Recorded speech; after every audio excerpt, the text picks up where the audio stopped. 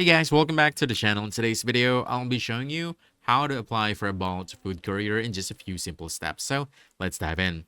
First off, you can actually download their app, Bolt Food Courier, and then from here, just open it. You'll have an option to create an account. So just tap on it, and then it'll lead you to this website.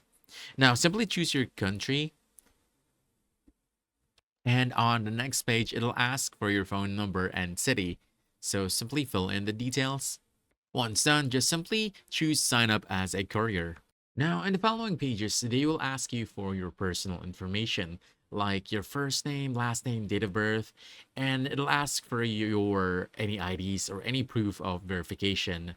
Now, go ahead and just provide all the details, and they will reach out to you if you are eligible as a food delivery in your destination. And that's it. Now you know how to apply for a Bolt food courier in just a few simple steps. So if you found this helpful, don't forget to hit that like button, subscribe for more quick guides, and I'll see you in the next one. Thanks.